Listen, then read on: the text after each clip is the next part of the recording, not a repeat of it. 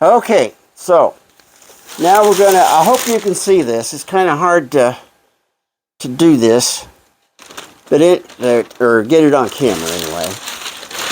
So we're gonna run some edging along this back edge of these two cells here, and then another piece along here, okay? So you always want to, here you have to use just some binding, edge binding that we've already pre-folded. There's no way that you can use an edge binder on your sewing machine. So you want to start with a nice, fairly even end. And I put a piece of double-sided tape on there. I'm going to get this back here where I can work on it. So I'll try to explain things the best I can, because you might not be able to see this on camera.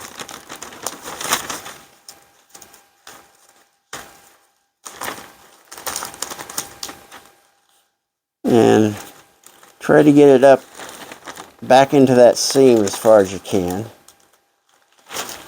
Press it down. Bring it over to the old sewing machine.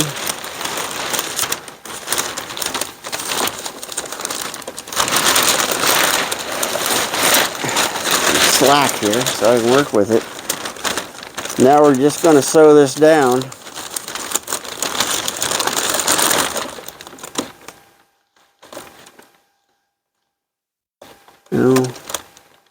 Once again, you want to be about 1/8 of an inch or so from the outside edge of your binding, because it's not evenly folded.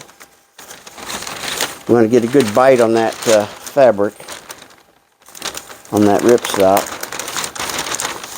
Kind of pull it taut. You get my feet out here.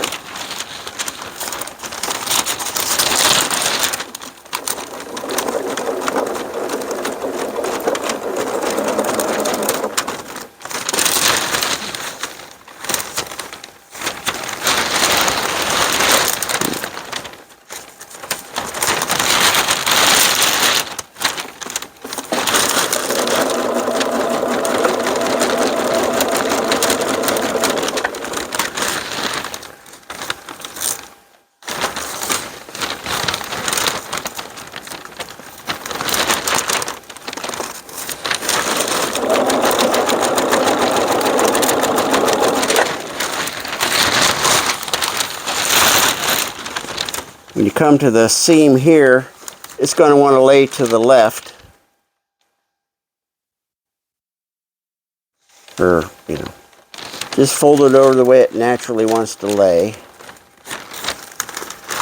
I'll probably have to do that again.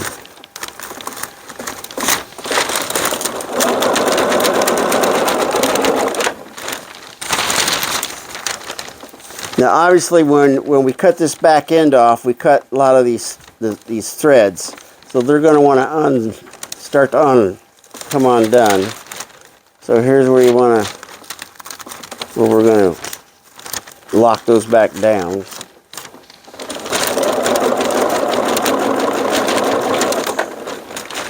Okay.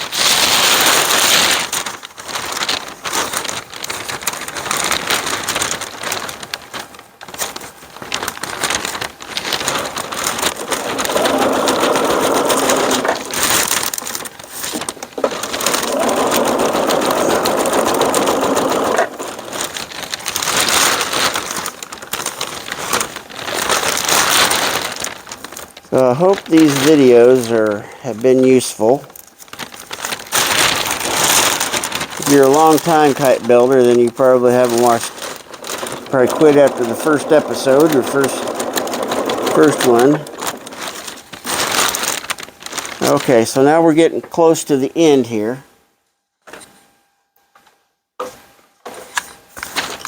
So I tried to make a best guess where this is going to come out.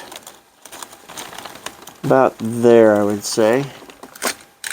And then without burning my finger, take my hot cut gun and there we go. Cut that rascal off.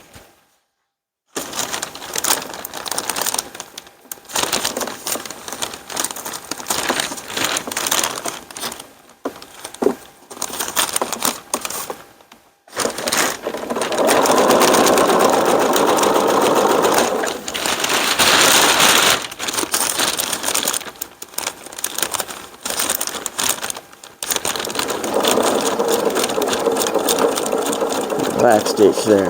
There we go. My scissors. Okay, so that's what that bottom seam should look like, or that two bottom cells should look like right now. Alright? I'm just going to go ahead and barely make two. I'll just make this one long video. It's going to be a long one. I don't know any other way to do it, frankly.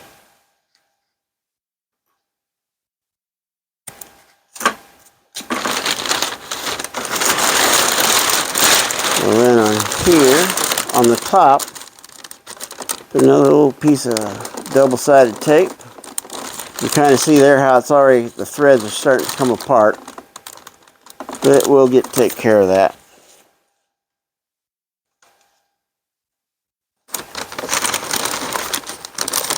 We'll take care of that.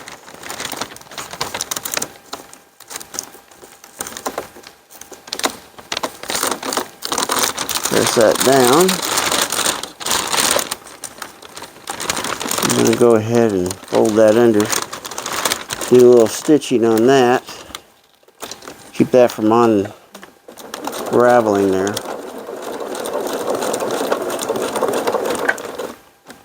Keep my needle down.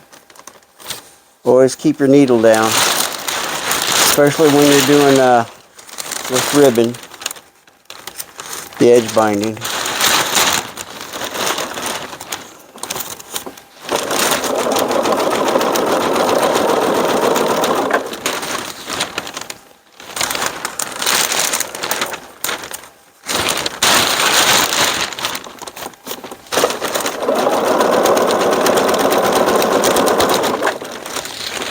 Now on my industrial machine, my cell right there, I got a lot bigger working area here. So I can do a much longer stretch at a time.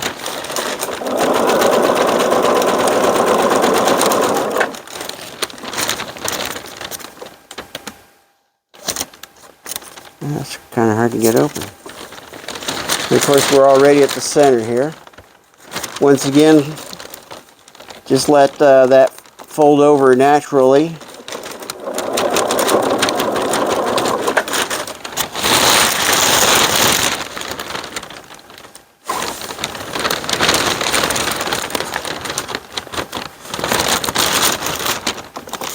We're getting close to being done.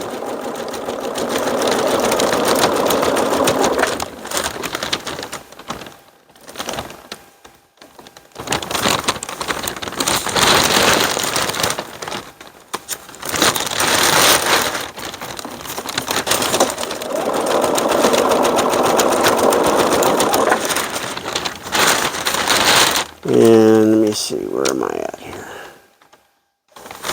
Part. I want to cut that off. Put a little mark right about.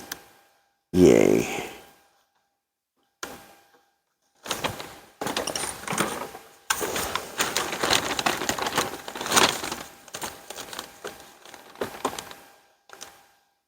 Get that hot.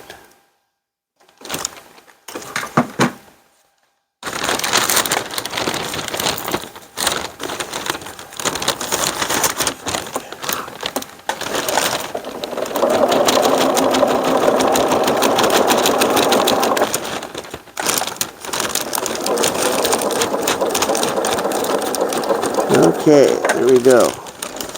Now, kind of one of the important parts we're going to do next.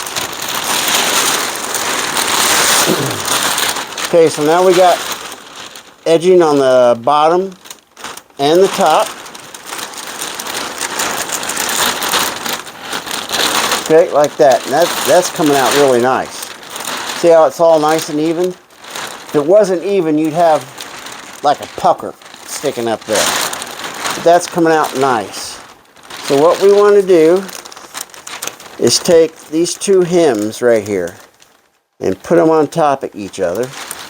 Then I like to pull that tight just to make sure it's good and tight there. Make sure it's good and tight there. And now we're going to sew that down. Make about, a ½ inch stitch going back and forth across that center there.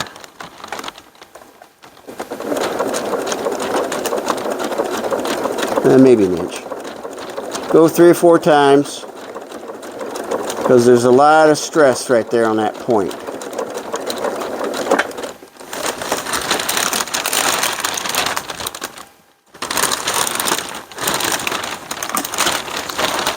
Okay, so now we have formed what we call the jet chute.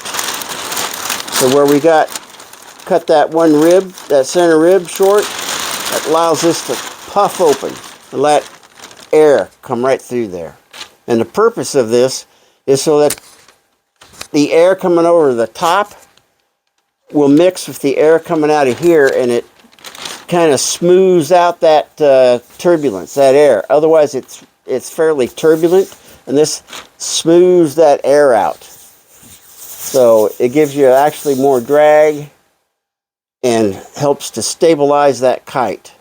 All right, that's one of the purposes of the jet chute.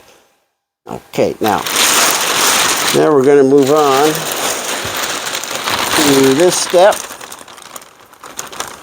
I just want to do this all because,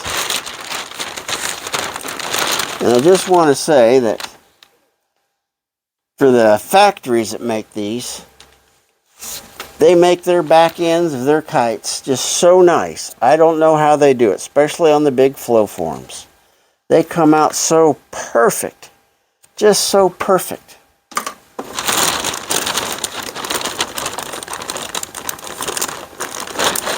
Okay, so I'm going to lay,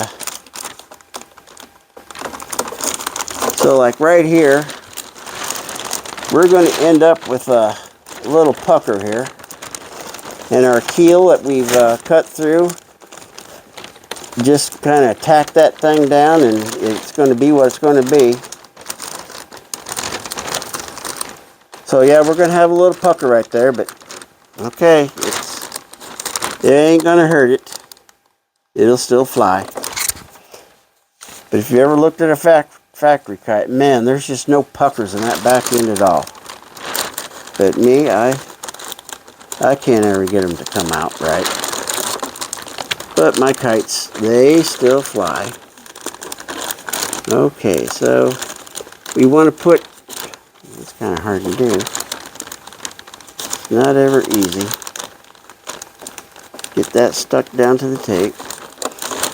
And we want to try to get that piece there to overlap those 2 layers, or that top and bottom, about an inch, or maybe not quite that. And it's, like I says, it's not ever perfect.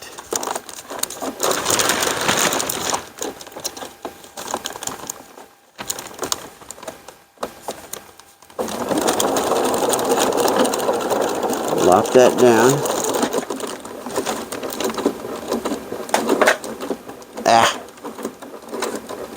What is that thing doing?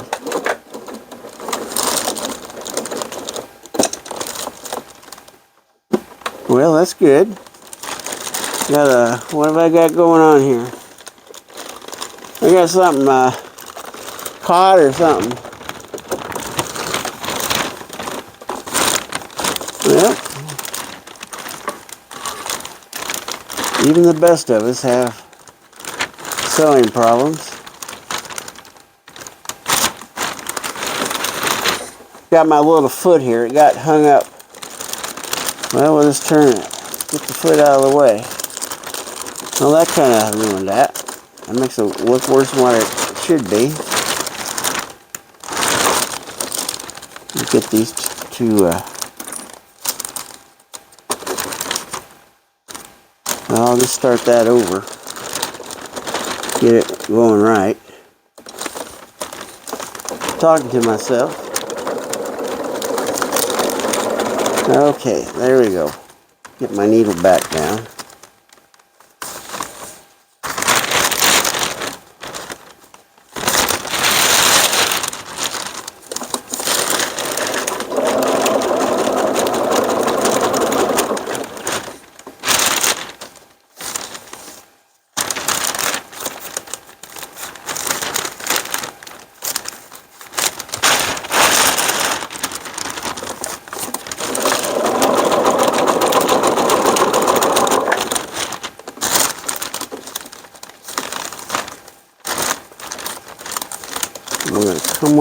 to the edge here, to the end.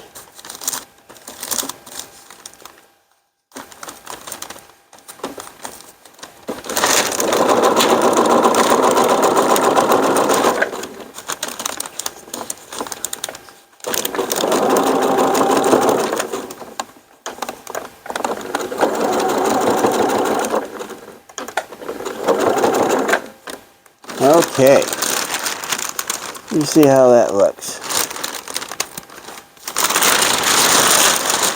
Yeah, that could have come out a little better. That kind of, where that got jammed up there. But it's on there, ain't gonna go anywhere. Okay, so we'll take care of that a little later. So that's how that looks. So I'm gonna go through, do the same on this edge, okay? Then we'll come back and put our tail loops on. So I think this video here is long enough. So I'll finish that and we'll come back and put the tail loops on. And this thing will be almost done. Well, still got to get the bridles on it. Okay, so let me click it off.